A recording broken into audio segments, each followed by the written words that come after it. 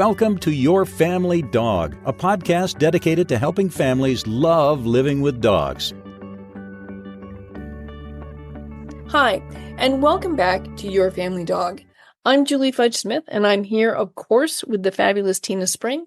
And today we decided that we wanted to revisit a couple of things. One was a Wilt Chamberlain quote, which I'm going to have Tina say because I can't remember it exactly. And I know she can. Probably going to paraphrase it, but I'll be close enough for government work, right? That's right. The Wilt Chamberlain quote, and I use this quote all the time, is, and I attribute it to Wilt Chamberlain each time, is that he has this great, he has a lot of great quotes, but he has a great quote about everything is habit forming. So be careful what you practice, right? So we've all heard the adage, practice makes perfect. And that's not actually true. Perfect practice makes perfect. If all of the rehearsals that you do are wrong, like if I practice making a 3 backwards, well, then I'll get really good at making backward 3s, but I'm not getting it right. And so we wanted to interrelate this a little bit, specifically with puppies. It, of course, is true for older dogs as well. And also, honestly, for our family members, for me, for you, for your kiddos, for grandma, for all of the people. And I'm not saying, and I don't think Julie is either, that everything has to be perfect all the time. There are a lot of times in life where good enough is just good enough, and that's okay, right? If your towels are not in red, orange, yellow, green, blue, indigo, violet order, Reggie Biv order, it doesn't matter. It really doesn't. No one, if they're judging your linen closet, tell them that they're not coming over again. Like, it doesn't have to be perfect, but some things we do have to expend our energy making sure that we are not having inappropriate rehearsals. And that brought us to a conversation about puppies. Right. And so what we decided to do was talk about puppies in the context of practicing things. And one of the things that is so easy to do is to look at that cute little 8-week-old puppy. And when he looks at you and he puts his paws up on your knees and, licks your leg and he's just so cute and you bend down and you cuddle him for that, what are you doing? You're reinforcing a behavior that you may not want him to be doing in the future, which is jumping up on you, especially if he's a big dog or going to be a big dog, like a Berner or a Lab or something, even small dogs. So you don't really want them jumping up on you or up on your children.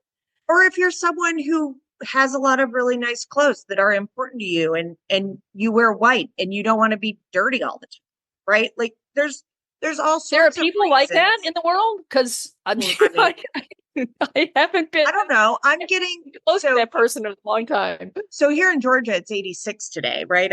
On we're recording on April 17th. It's 86. I'm a little terrified about what August is going to bring, but so it's skort weather for me, right?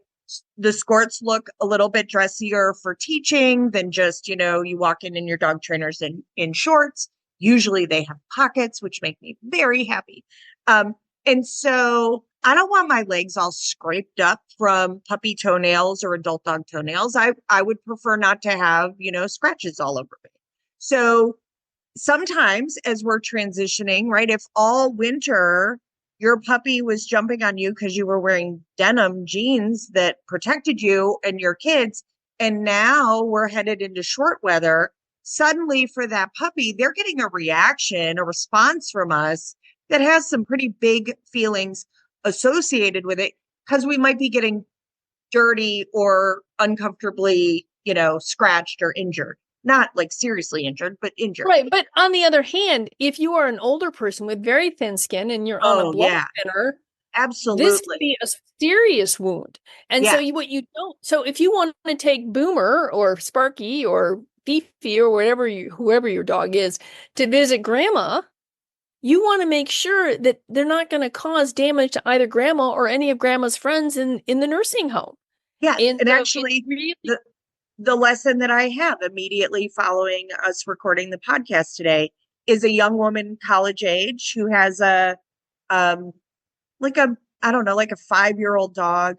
She just moved into a house that is next door to an elderly couple who were very friendly and like her dog, but she is really concerned that the dog is going to jump on them and hurt them.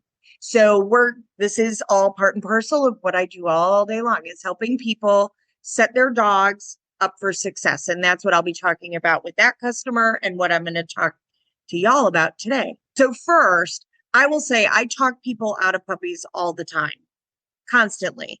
Yes. Yes. Especially There's when a good people have reason really for it. little kids, right?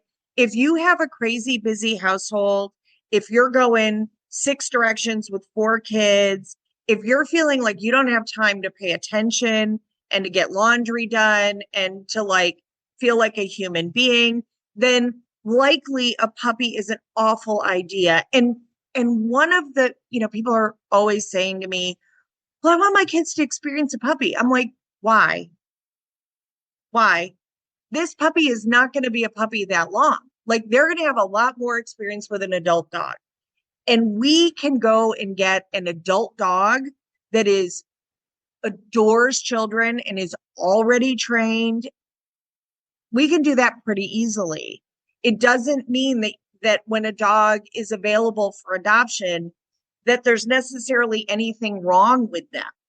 Right. I was going to say one of the and dogs can come up for a wide variety of reasons. When you said, people say I want my children to experience a puppy, I think maybe if they took a step back, what they'd say is I want my child to grow up with a dog, which is very different than I want my child to experience a puppy. So I think that's the first thing, is that you kind of have to say, really, or are you really just want your dog, your child to be still dogs? But I was going to say one thing that happened. Brad's on I don't know how many different Clumber groups. And so I am inundated with Clumber pictures, which they are adorable. Don't get me wrong. Yeah. I love every one of them. But there was this very sad post about this woman in England who was killed in a traffic accident. Oh, and they needed and had no family. And so they need someone to adopt her 2 Clumbers who were fine dogs. And I said to Brad, if we were living in Berwick on Tweedshire on the Marsh, which is, Britain has some really interesting town names, so does the US. I want to say there's a town in Indiana called Lickskillet. Okay. So anyway, but these dogs were in Berkshire on the Tweed or whatever. And I said, if we were living in Berkshire on the Tweed, I would go adopt those dogs. No question in my mind. Right. So our dogs become available. And one of the things that I've been longing for a golden retriever for like a year and a half now. So Brad's Clumber breeder also has Goldens that she breeds. So I said, maybe we should contact her and find out if she has any dogs that she wants to retire. Because Clemmy's been so easy. Well, I'd get a Golden, not another Clumber. Yeah. Okay. Yeah. Clemmy has, but we love her. This is the thing I keep saying. She makes you laugh all day long. She just also drives your blood pressure up. Okay, so yesterday I have a retirement age gentleman. His wife is still working. They have a disabled daughter who lives with them. They have the sweetest, kindest Cavalier puppy in the world. They also have 4 cats. The cats have been raised with another Cavalier, so they're not afraid of the Cav. However, they are not enjoying a puppy. The puppy, so the husband is not really a dog person. He's a cat person. He didn't want a dog. He has a dog because his daughter and his wife are both dog people, and he already has 4 cats. So we've already got this situation where there's been a compromise. So he came to class yesterday and just like unleashed on me that the 2 ladies don't like to manage the puppy in any way whatsoever. Like, not a leash, not a tether, not a crate, not a playpen, nothing. And that he ends up doing all the management with the puppy, and that the puppy has started eating their sofa. He got the cell phone twice yesterday. Ouch. He keeps stealing pens and having pens. And these are all things that are pretty dangerous to this puppy. Yes. right? Yes. And so, To make it a pocketbook. well, he's not that tall. I don't know how he's reaching the phone, but that's a story for another day. So one of the things I would say is don't feel bad when you're like, okay, that's it. You're going for a nap in your crate, right? I can't watch you go take a nap, right? Your Right. dog needs a tremendous amount of sleep anyway, puppies doubly so. And if the only time you crate them is when you're leaving and at night, one, I'll almost guarantee your dog is overtired. And two, it means that when you need to crate them, say when that awful food poisoning situation occurs where the entire family is carrying around, either hanging out in bathrooms or carrying around pots, that this is like, you don't want the dog just randomly walking around the house. Like, that's going to end really badly. So getting flexibility in behavior where your dog is perfectly content to, I'm not saying put them in doggy jail. Like, you can give them something to chew on. You can be like, here, have a nice no hide to chew on. Here's a stuffed frozen toy stuffed with food. Like, here are good things happening for you. Right. There's but all you're kinds going to of be away wonderful from your things. family. Yeah. There's all kinds of Yes. wonderful things you can do to make the crate a great place to be. Yes. This is not solitary confinement. But I will This is also say, like, these people did not need a puppy. They really didn't, right? They're not in, I mean, he's adorable, and he's honestly like the easiest puppy I've ever seen. He's really, really easy. However, puppies are time consuming, like, even when they're really good, sweet, kind puppies, even when they're easy puppies, they still require a tremendous amount of energy. Yeah, they're babies, and babies require a lot of attention because they can't take care of themselves. They can't do it. And so you have, and they don't know what the rules are. And you got to And in teach the them the rules. meantime, imagine what happens when this puppy, who is probably going to live to be 16 or 18, thinks chewing on the sofa is okay. Yeah, no, yeah, you're right. Because once again, going back to the Chamberlain quote, what he's practicing, the habits that he is developing are ones that we don't want him to develop. And we can't just say, oh, that's him being a puppy. The problem is that's him being a puppy and learning how it is to be a dog. Right. Right. And so when I can get people to reframe and recognize that you have to a certain extent, it is like parenting.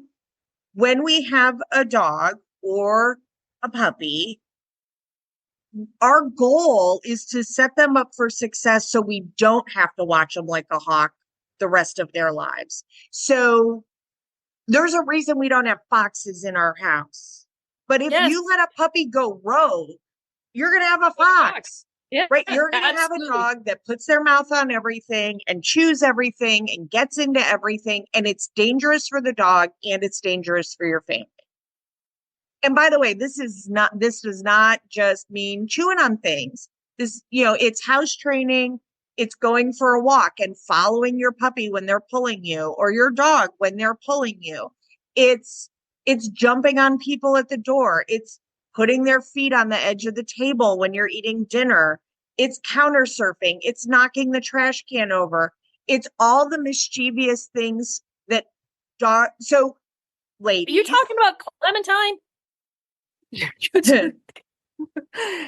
I mean, Dovey's eating butter and a ribeye, so I can't tease you too much about Clemmy. So what I would, but again, like Dovey's behaviors like that come from the previous household. We were just dumb and reinforced it accidentally. So now we don't, right? So now Dovey can go in the kitchen. There is nothing on the counter that can be ingested in theory, right? I don't think he can eat my mixer. I don't think he can eat the toaster. Like, I don't think that's going to happen. So metal tends to be pretty, sort of self-aware. Dogs are very aware that metal self-limiting. Self-limiting.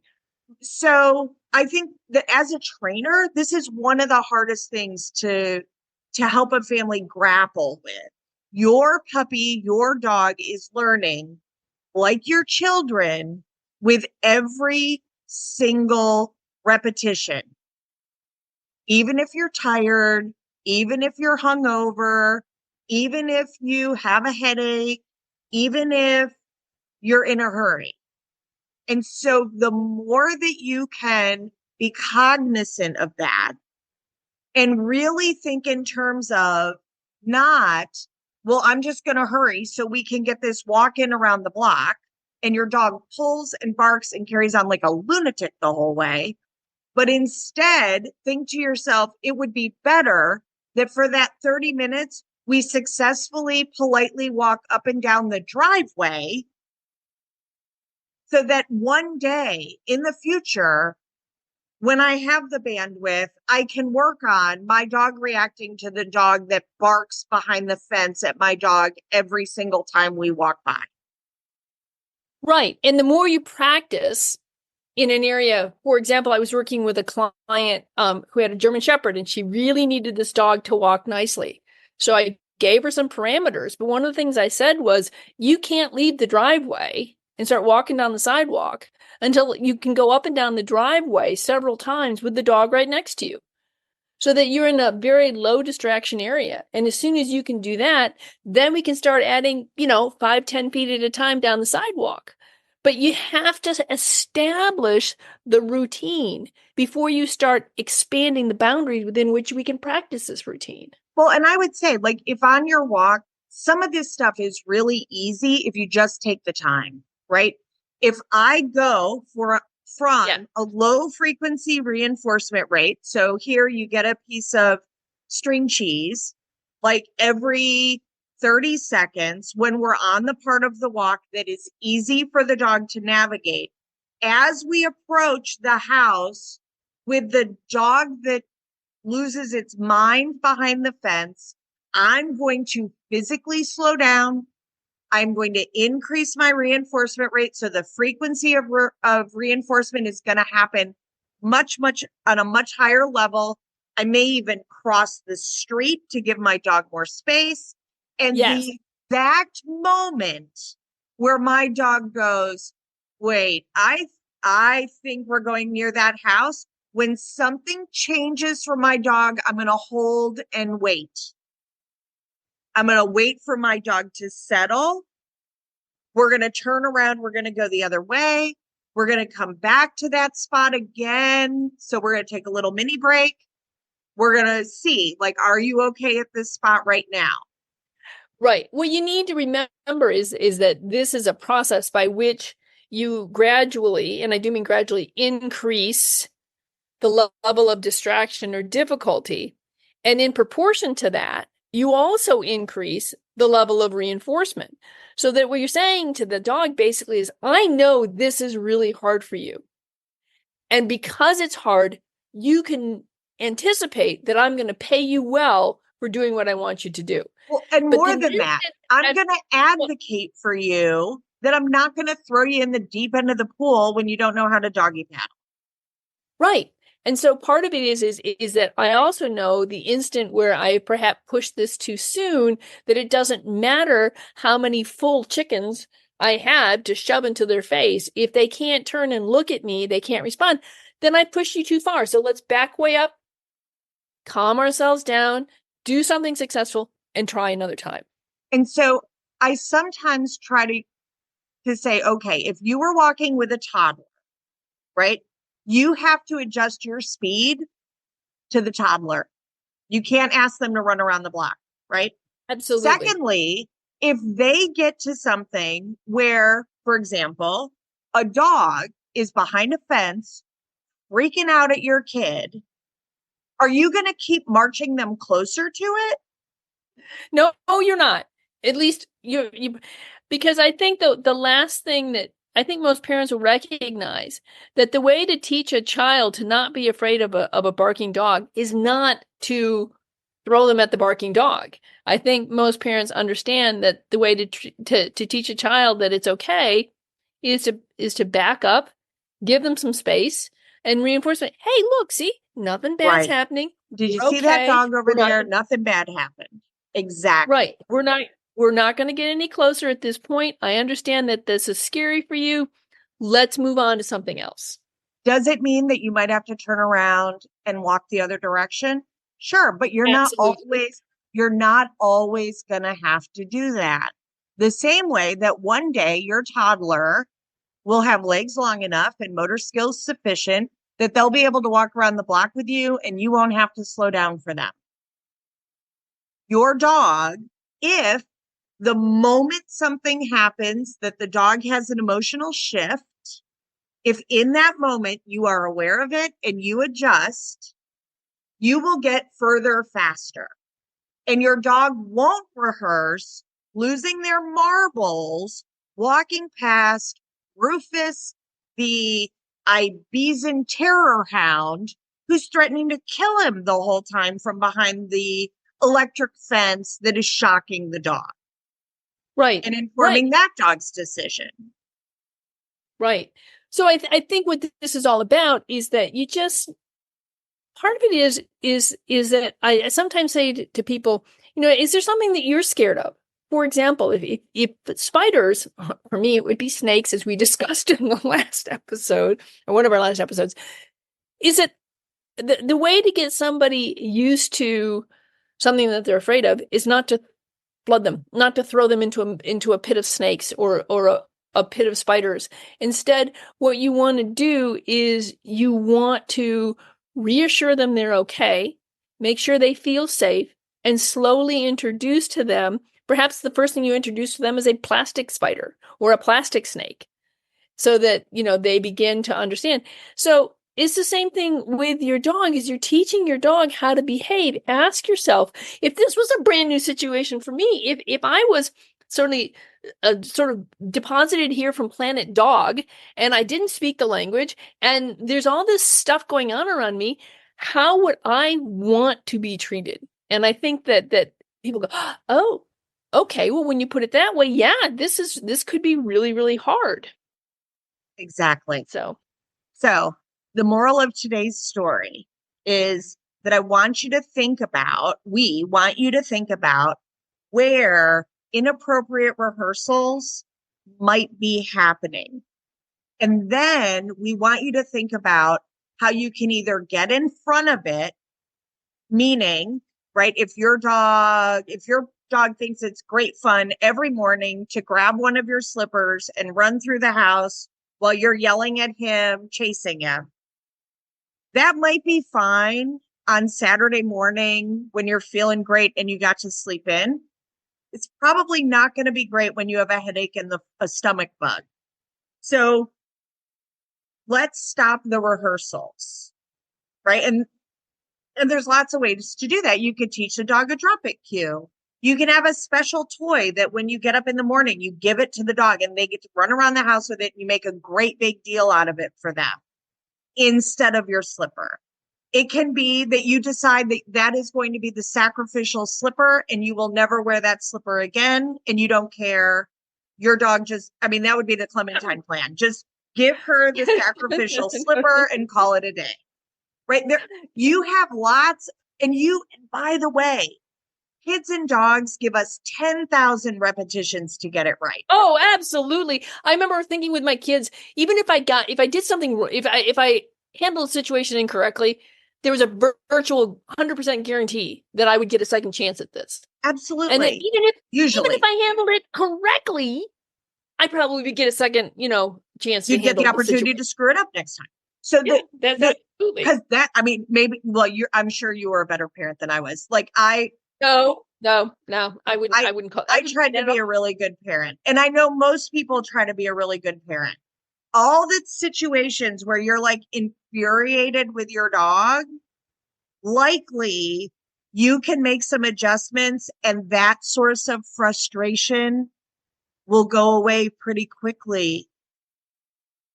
It'll, if you just take the time to work on it a little bit, honestly, most dogs, if you spend 5 minutes, 6 times practicing having a loose leash and then watching the world go by and not losing their marbles about it, you will make your walk 1,000 times easier. Absolutely. If you put your dog in the Absolutely. crate while you're preparing dinner and you give them their dinner in a stuffed frozen Kong, it will take them 30 minutes likely to finish it. And you can eat your dinner and clean up, and your dog doesn't get to steal something off the counter. They don't get to eat the chicken nugget that fell under the table. The dog doesn't learn to resource guard that space. It'll be more peaceful. And if your dog doesn't rehearse begging at the table and hiding under the table and stealing chicken nuggets, which are very reinforcing, then they don't learn it. They don't learn the behavior. They're going to try occasionally, but you go, hey, have you lost your mark? Like, I don't know. My dogs and my children knew, are you new? Which is like, have you hit your head? Have you forgotten what the family rules are? Because we don't do that here. Like, except Mister, he does all naughty things. He's the Clementine of our house. I was going to say, everyone should have a Clementine. It teaches patience. It teaches Oh, endurance. Mister teaches me how messy my house is. That's what. Oh my goodness. Yes. And how Well, anything can be climbed. Well, I have Clementine, never seen a dog climb like this. Clementine, she teaches me, I guess, to let go of a few things, because I got to Yes. tell you, I swear, the dog sheds a dog an hour, right? So there's it's like I can get all the hair up and just like, oh, look, I can walk through the house and not have this cloud of silver everywhere. And in the end, it doesn't really matter. No, It doesn't. It It doesn't. doesn't. So She brings one so much of the joy. huge benefits of dogs is that they create an oxytocin dump for us and for them. They give us a dopamine dump because they can be such a source of comfort to us. Yeah, And I do believe that we can be a source of comfort to them as well. And I agree. so try to just slow down. And if you have a problem, if you have a situation where you find yourself in conflict with your pet, with other family members, feel free to email us or message us. Yes, We absolutely. help with those cases pretty regularly. Like Mhm. often, just a couple of little changes will have huge benefit for your dog and your family. And if you're thinking about getting a puppy and you even have a child under 8, I want you to really, really reconsider and let us help you find an adult dog that'll be a great fit for your household, that will Right. Make sure you're asking.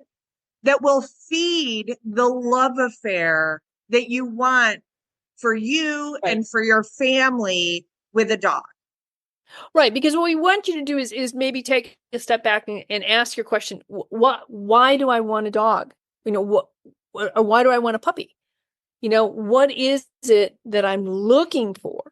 Because the answer may be a little bit different than what you think it is. You know, what is it that I'm actually looking for? If I'm looking for a great companion for my kids, you know, that's we're talking about, you know, like years, not just moments.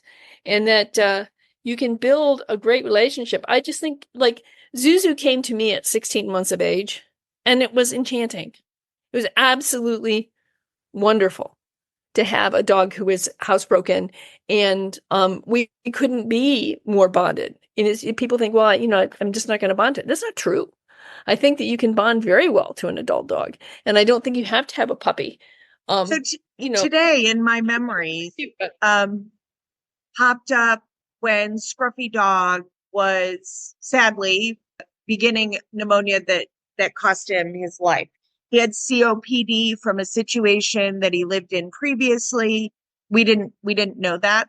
Anyway, so he only lived with us 3 years. We got him when he was like 6, and we adored him and he adored us. It was I was so sad when we lost him 3 years later. You would be amazed how an adult dog landing in a soft place where they're accepted and where they're loved and where they can play fetch with your kids immediately and they can go on a walk immediately. You would be amazed how wonderful that bond can really be. Our Rebel was like that. We were living in Virginia, and Brad and Emma were jogging on the Chancellorsville battlefield, and they heard this woof, and they looked down, and there was this dog who was caught in the pricker bushes in the bottom of a trench. So they brought him home, and we called him our Confederate trenching setter since we didn't know what he was. But and we named him Rebel because he was found in a rebel trench. And we took him to the vet, and the vet said, I don't know, he's somewhere between 6 and 9. I'm like, okay, great. Oh, yeah. We couldn't find his home. So we had him for 6 years, and people would ask me, how old is he? I said, I don't know, somewhere between 12 and dead. But he was a great dog, and we loved him dearly, and he loved us, and he loved the other dogs we brought into the house. He was one of the funniest, most enjoyable dogs we had ever had. I still miss Rebel. He was such a great dog. So in my household right now, of 4 dogs, only one have I raised from a puppy. I mean, Mister we got when he was 10. Jack was between 2 and 3. Dovey was 18 months old, right? Jack almost seamlessly moved into our home. He was already house trained. He was already leash trained. He was a little bit of a maniac yelling at children on bikes. We've worked through that, right? It's amazing to me how people sometimes miss that your dog is going to spend a lot more time as a dog than they are as a puppy. The same way your kids are going to spend a lot of time as an adult. They're not always going to be kids. They're definitely not always going to be babies. That goes by like in the blink of an eye. Oh, yeah. I felt like things were pretty steady. Time wasn't zipping along until they turned 10. And then once my kid turned 10, next thing I know, they're 25. It just, bam, it goes so fast. I have 10 years then to get the baby's quilt made. Yes, something along that line. So let me say this too. So I'm learning to quilt. It's something I have always wanted to do. I have never done it because I perceive that everything had to be perfect.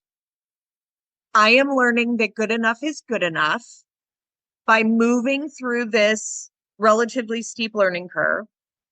I will also say that I am learning that I am not going to be perfect or even remotely perfect at anything the first go. And that is totally okay. I just want to make a different mistake each time I make a mistake. So if you heard me muttering at myself while quilting, it's pretty amusing. Christopher finds himself giggling pretty regularly. But I'm still endeavoring to mess it up a different way next time. My seam ripper and I are not nearly spending the quality time that we were spending 2 weeks ago anymore. That's not happening because I'm getting better at the things I'm learning, and I'm giving myself permission that this will be a lifelong journey, and that I can that the quilts I make now, I will be embarrassed about in 5 years. And that's okay because they're still made with love. I still, for me, talk to God the whole time I was doing it. I was doing some self-care, and that I'm learning something that isn't easy, and it's okay that I make a mistake. It's okay that your dog makes a mistake. Yeah. No, I agree 100%. I've been quilting for many, many years now, and sort of off and on. I quilt for a while, and then I stop for a while. And I do all my own hand piecing and hand quilting. I don't use a machine. So that makes me an anachronym or anachronistic. But anyway, I started on a quilting project, and what I realized, Tina, is that when you don't practice skills, sometimes you have to relearn them. Like I'm doing an applique Right. project. And so I have my basic applique stitch, and suddenly I'm looking at it going, oh, if you actually did it this way, Julie, which is the way you were taught 30 years ago, it would be easier. And so I was halfway through the second, I'm doing these small squares. Halfway through the second square, I went, okay, well, I'm not going to go back and redo, but I'm glad I remembered. And sometimes you have to give yourself the grace. And then I put the border on one of them on wrong. So that had to come off. And that was me talking to myself. And Brad gets used to that too. But Hopefully it was kindly. Yes. But it was one of those things that I not only do you, is it okay to make mistakes? It's okay to relearn something. I think about like when I've been curling and I was struggling with something, and a woman who's been curling for, I don't know, 20 years, she said, whenever this happens to me, and I'm like, what do you mean whenever it happens to you? I go back and I do this exercise because it regrounds me and reteaches me how to come out of the hack. And I'm like, okay, if Jen, who's been curling for over 20 years, has to every once in a while go back and redo something, it's okay if I do. And therefore, it's okay if I have to go back and remind my dog of what the lesson is, of what the rules are. Well, because they're changing every day too. Yeah. Like I'm at an age where I feel like my vision is different every single day. And it probably is. It's probably changing, right? So it's a new day. It's a new day. And honestly, raising a puppy, raising a dog, raising kids, keeping a house, keeping a family, all of those things, it's a lot. It is a lot. Just make a different mistake each day and avoid avoidable suffering, in the words of Andy Stanley, right? There is some suffering that is not avoidable, but a lot of it is. Avoid the avoidable suffering. That's right. Or just know that you're headed towards sainthood, because in the words of St. Francis de Sales, hang on, I got to take this off the wall. All the science of the saints is included in these two things, to do and to suffer. And whoever has done these two things best has made himself most saintly. So think of it this way. If you're suffering, but you're working at it, man, you're headed towards sainthood. So, there you go. So with that, I think the reminder here is be gentle with yourself and your dog. Try not to set up mistakes with your dog that you're going to have to correct later. Think about how you want him to behave and focus on keeping those rules consistent with him so that he learns what it is you want him to do and what you, rather than having to relearn something. And if you're unsure how to navigate something, you have two dog trainers who are pretty decent at what we do, who will love you through it. Feel free to email us at your family dog podcast at iCloud.com. That's your family dog podcast at iCloud.com. So on that note, please like and share this podcast. Share it with a parent or a grandparent near you. Please give us a thumbs up, a 5-star rating if you're like on Apple Podcasts. Set us as one of in your podcatcher to listen to us, and give us feedback. Tell us what you want to know about because if you hear a story, if you know someone that we need to interview, let us know. This is for you. It's not for us. So let us know how we can best love you. All right. That sounds great. And so we'll see you all next time on Your Family Dog. Thanks for listening to Your Family Dog. Got questions? Interesting ideas? Visit www.yourfamilydogpodcast.com to share your thoughts.